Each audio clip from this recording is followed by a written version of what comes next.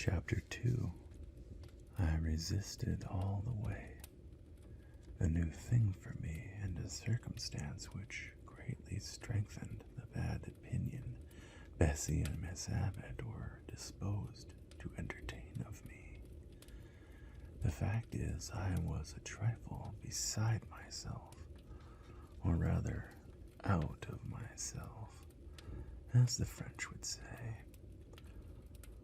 I was conscious that a moment's mutiny had already rendered me liable to strange penalties, and like any other rebel slave, I felt resolved, in my desperation, to go all lengths. Hold her arms, Miss Abbott. She's like a mad cat. For shame, for shame, cried the lady's maid.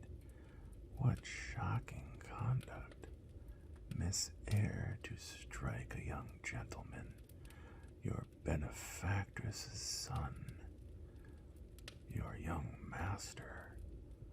Master? How is he my master? Am I a servant? No, you are less than a servant, for you do nothing for your keep. There, sit down and think over your wickedness. They had got me by this time into the apartment indicated by Mrs. Reed, and had thrust me upon a stool. My impulse was to rise from it like a spring. Their two pair of hands arrested me instantly. If you don't sit still, you must be tied down, said Bessie. Miss Abbott, lend me your garters. She would break mine directly. Miss Abbott turned to divest a stout leg of the necessary ligature. This preparation for bonds and the additional ignominy it inferred took a little of the excitement out of me. Don't take them off, I cried. I will not stir. In guarantee whereof I attached myself to my seat by my hands. Mind you don't, said Bessie, and when she had ascertained that I was really subsiding, she loosened her hold of me. Then she and Miss Abbott stood with folded arms, looking darkly and doubtfully on my face, as incredulous of my sanity.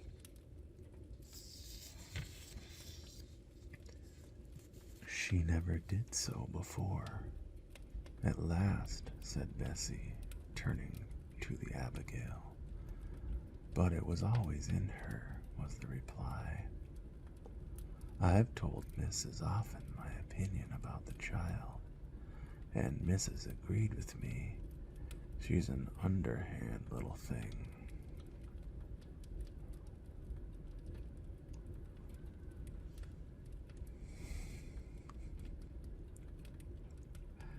I never saw a girl of her age with so much cover. Bessie answered not, but ere long, addressing me, she said, You ought to be aware, miss, that you are under obligations to Mrs. Reed. She keeps you. If she were to turn you off, you would have to go to the poorhouse. I had nothing to say to these words. They were not new to me. My very first recollections of existence included hints of the same kind. This reproach of my dependence had become a vague sing-song in my ear, very painful and crushing, but only half intelligible. Miss Abbott joined in. And you ought not to think yourself of an equality with the Mrs. Reed and Master Reed, because Mrs. kindly allows you to be brought up with them. They will have a great deal of money, and you will have none. It is your place to be humble and to try to make yourself agreeable to them. What we tell you is for your good, added Bessie, in no harsh voice. You should try to be useful and pleasant then. Perhaps you would have a home here. But if you become passionate and rude, Mrs. will send you away, I am sure. Besides, said Miss Abbott, God will punish her. He might strike her dead in the midst of her tantrums. And then where would she go? Come, Bessie, we will leave her. I wouldn't have her heart for anything. Say your prayers, Miss Eyre. When you are by yourself, for if you don't repent, something bad might be permitted to come down the chimney and fetch you away.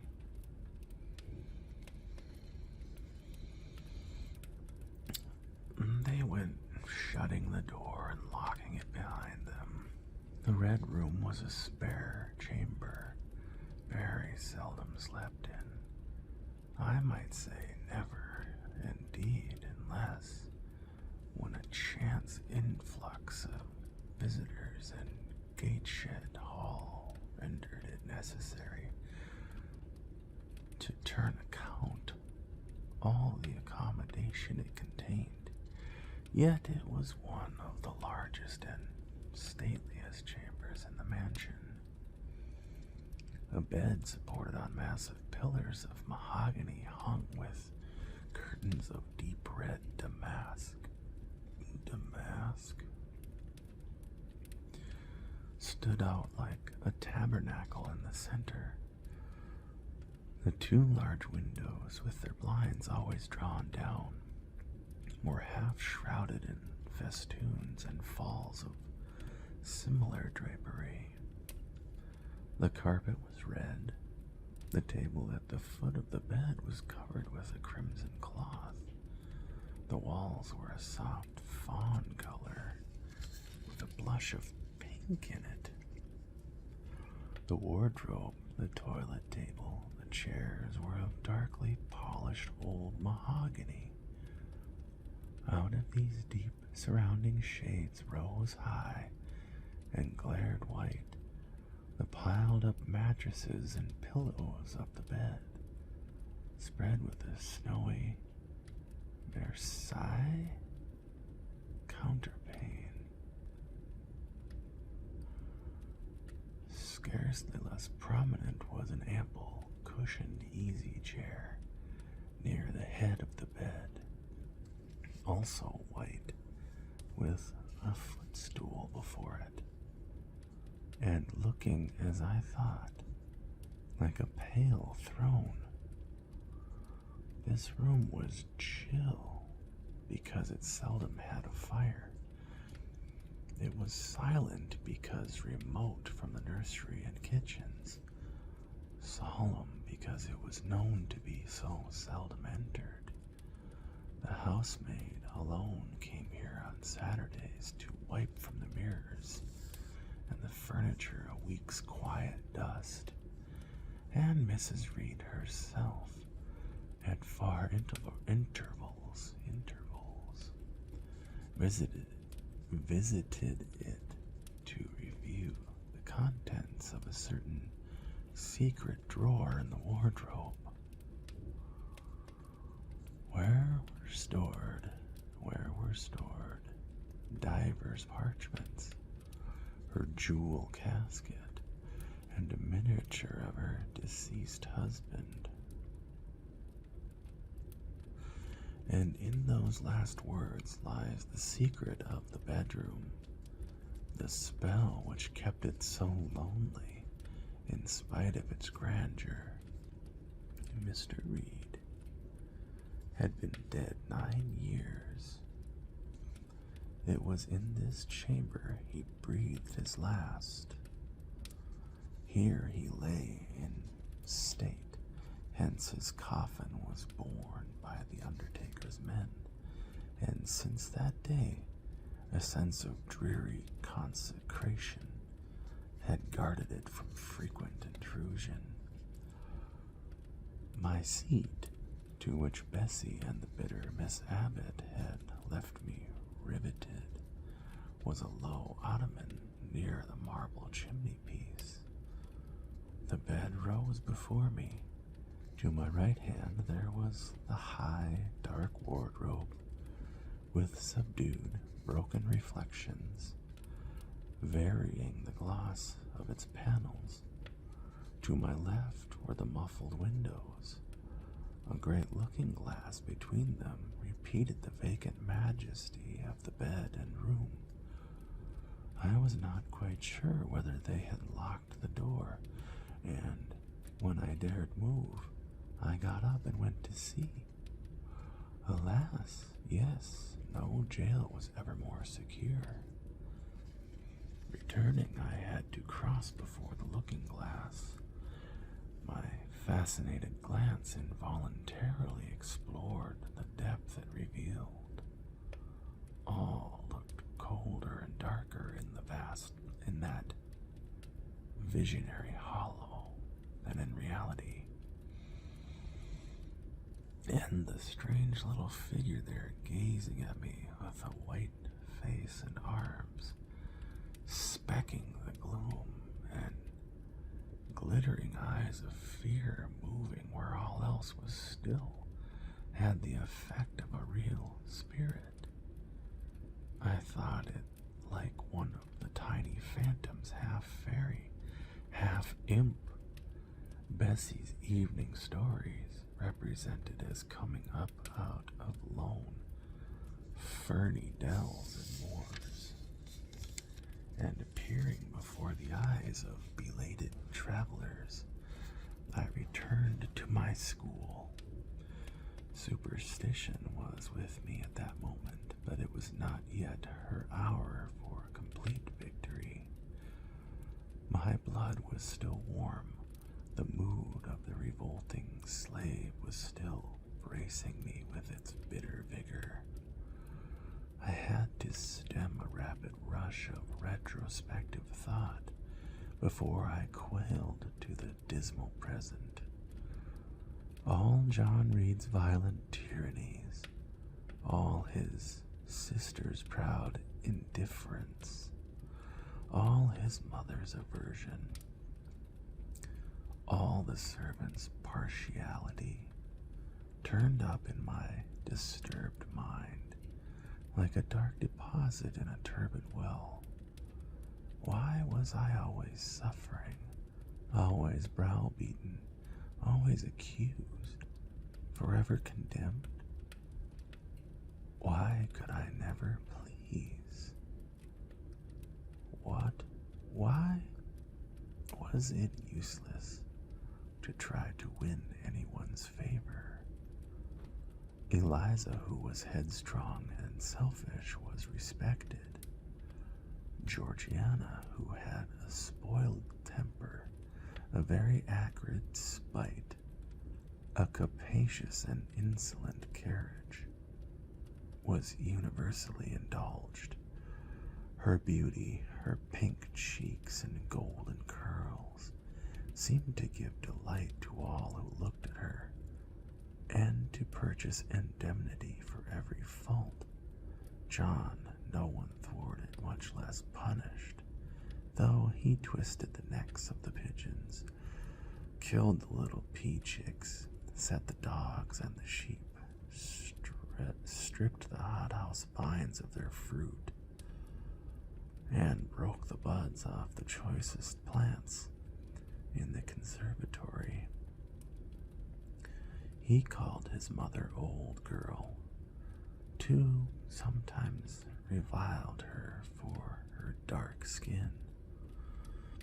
Similar to his own, bluntly disregarded her wishes, not infrequently tore and spoiled her silk attire, and he was still her only darling. I dared commit no fault. I strove to fulfill every duty, and I was termed naughty and tiresome, sullen and sneaking, from morning to noon, and from noon to night. My head still ached and bled with the blow and fall I had received. No one had reproved John for wantonly striking me, and because I had turned against him to avert farther irrational violence, I was loaded with general opprobrium. Unjust, said my reason, forced by the agonizing stimulus into precocious though transitory power, and resolve, equally wrought up, instigated some strange expedient to achieve escape from insupportable oppression, as running away, or, if that could not be effected, never eating or drinking more, and letting myself die. What a consternation of soul was mine that dreary afternoon. How all my brain was in tumult, and all my heart in insurrection. Yet in what darkness, what dense ignorance was the mental battle fought. I could not answer the ceaseless inward question, why I thus suffered, now at the distance of I will not say how many years. I see it clearly. I was a discord of Gateshead Hall. I was like nobody there. I had nothing in harmony with Miss Reed, or her children, or her chosen vassalage. If they did not love me, in fact, as little did I love them, they were not bound to regard with affection a thing that could not sympathize with one amongst them, a heterogeneous thing, opposed to them in temperament, in capacity, in propensities, a useless thing, incapable of serving their interest or adding to their pleasure, a noxious thing, cherishing the germs of indignation and their treatment of contempt of their judgment. I know that I had been a sanguine, brilliant, careless, exacting, handsome, romping child, though equally dependent and friendless. Mrs. Reed would have endured my presence more complacently. Her children would have entertained for me more of the cordiality of fellow feeling. The servants would have been less prone to make me the scapegoat of the nursery. Daylight began to forsake the Red Room. It was past 4 o'clock, and the beclouded afternoon was tending to drear twilight. I heard the rain still beating continuously on the staircase window, and the wind howling in the grove behind the hall. I grew by degrees cold as a stone, and then my courage sank. My habitual mood of humiliation, self-doubt, forlorn expression fell damp on the embers of my decaying ire. All said I was wicked, and perhaps I might be so. What thought had I been just had I been but just conceiving of starving myself to death? That certainly was a crime. And was I fit to die? Or was the vault under the chancel of Gateshead Church an inviting bourne? In such vault, I had been told, did Mr. Reed lie buried, and led by this thought to recall his idea, I dwelt on it with gathering dread. I could not remember him, but I knew that he was my own uncle, my mother's brother, that he had taken me when a parentless infant to his house, and that in his last moments he had required a promise of Mrs. Reed that she would rear and maintain me as one of her own children.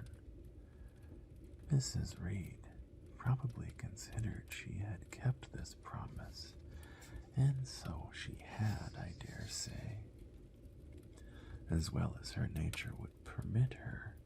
But how could she really like an interloper, not of her race, and unconnected with her, after her husband's death by any tie? It must have been most irksome to find herself bound by a hard-wrung pledge to stand in the stead of a parent to a strange child she could not love, and to see an uncongenial alien permanently intruded on her own family group. A singular notion dawned upon me. I doubted not, never doubted, that if Mr. Reed had been alive, he would have treated me kindly. And now, as I sat looking at the white bed and overshadowed walls, occasionally also turning a fascinated eye towards the dimly gleaming mirror, I began to recall what I had heard of dead men, troubled by their graves, by the violation of their last wishes, revisiting the earth to punish the perjured and avenge the oppressed. And I thought, Mr. Reed's spirit, harassed by the wrongs of his sister's child, might quit its abode, whether in the church vault or in the unknown world of the departed, and rise before me in this chamber. I wiped my tears and hushed my sobs, fearful lest any sign of violent grief might waken a preternatural voice to comfort me, or elicit from the gloom some haloed face bending over me with strange pity. This idea, consolatory in theory, I felt would be terrible if realized. With all my might, I endeavored to stifle it. I endeavored to be firm, shaking my hair from my eyes. I lifted my head and tried to look boldly round the dark room. At this moment, a light gleamed on the wall. Was it, I asked myself, a ray from the moon, penetrating some aperture in the blind? No, moonlight was still, and this stirred while I gazed. It glided up to the ceiling and quivered over my head. I can now conjecture readily that this streak of light was, in all likelihood, a gleam from a lantern carried by someone across the lawn. But then, prepared as my mind was for horror, shaken as my nerves were by agitation, I thought the swift darting beam was a herald of some coming vision from another world. My heart beat thick, my head grew hot, A sound filled my ears, which I deemed the rushing of wings. Something seemed near me. I was oppressed, suffocated. Endurance broke down. I rushed to the door and shook the lock in desperate effort. Steps came running along the outer passage. The key turned. Bessie and Abbott entered. "Miss Eyre, are you ill?" said Bessie. "What a dreadful noise! It went quite through me," exclaimed Abbott. "Take me out. Let me go into the nursery," was my cry. "What for? Are you hurt? Have you seen something?" again demanded Bessie. "Oh, I saw a light, and I thought a ghost would come." I had now got a hold of Bessie's hand, and she did not snatch it from me. She had screamed out on purpose, declared Abbott in some disgust. And what a scream! If she had been in great pain, one would have excused it, but she only wanted to bring us all here. I know her naughty tricks. Naughty tricks. "What is all this?" demanded another voice, peremptorily. And Mrs. Reed came along the corridor, her cap flying wide, her gown rustling stormily. "Abbott and Bessie, I believe I gave orders that Jane Eyre should be left in the red room until I came to her myself." Miss Jane screamed so loud. "Ma'am," pleaded Bessie. "Let her go," was the only answer. "Loose Bessie's hand, child. You cannot succeed in getting out by these means. Be assured, I abhor artifice, particularly in children. It is my duty to show you that tricks will not answer. You will now stay here an hour longer, and it is only on condition of perfect submission and stillness that I shall liberate you then. Oh, aunt, have pity. Forgive me. I cannot endure it. Let me be punished some other way. I shall be killed if—" "Silence. This violence is almost repulsive, and so, no doubt, she felt it. I was a precocious actress in her eyes. She sincerely looked on me with a compound of virulent passions, mean spirit, and dangerous duplicity. Bessie and Abbott having retreated, Mrs. Reed, impatient of my now frantic anguish and wild sobs, abruptly thrust me back and locked me in. Without farther parley, I heard her sweeping away, and soon after she was gone. I suppose I had a species of fit.